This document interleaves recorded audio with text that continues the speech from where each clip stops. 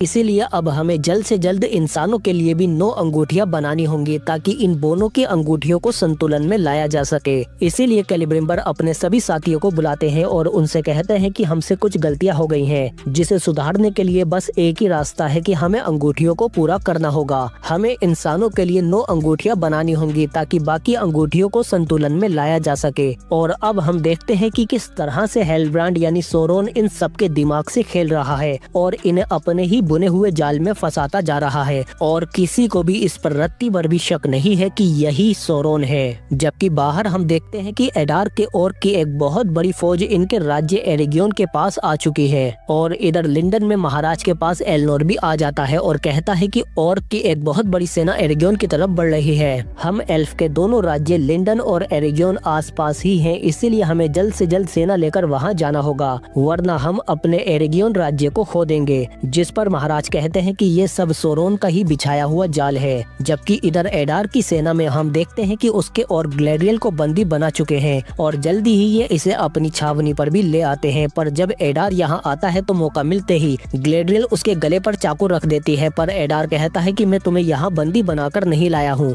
बल्कि हम दोनों का दुश्मन एक ही है, सोरोन। जबकि इधर जंगल में हम देखते हैं कि एडार को ढूंढते हुए एरोंडेर भी काफी करीब आ चुका है। पर तभी इसे कुछ ऑर्क मिल जाते हैं, पर तभी ये एरोंडेर पर हमला कर देते हैं। पर एरोंडेर फौरन इन तीनों को निपटा देता है और फिर इसे एडार का प्लान भी पता चल जाता है। जबकि इधर एरेगियन में हम देखते हैं कि कैलिब्रिम्बर उन अंगूठियों को बनाने में पूरी तरह से डूब चुका है। जिस पर मिर्दानिया कहती है कि आजकल आप हम पर कुछ ज्यादा ही गुस्सा करने लगे हैं। हम अपनी क्षमता से ज्यादा काम कर रहे हैं, पर हमारे पास अब भी पर्याप्त मिथरल धातु नहीं है, क्योंकि बो ने वो जादुई मिथरल धातु नहीं भेज रहे। तभी यहाँ पर हेलब्रांड भी आ जाता है और ये इनसे कहता है कि तुम सब लोग थोड़ा आराम कर लो, मैं खुद जाकर बोनो से मिथरल धातु की बात करूंगा। और फिर सबके जाने के बाद ये कैलिब्रिम्बर से भी कहता है कि आप भी काफी थके हुए लग रहे हैं, लगता है कि अंगूठियां बनाने में कुछ ज्यादा ही डूब चुके हैं, पर फिक्र मत करिए, मैं सब संभाल लूंगा। और फिर बाहर आने के बाद हेलब्रांड यहाँ की प्रजा और सिपाहियों से कहता है कि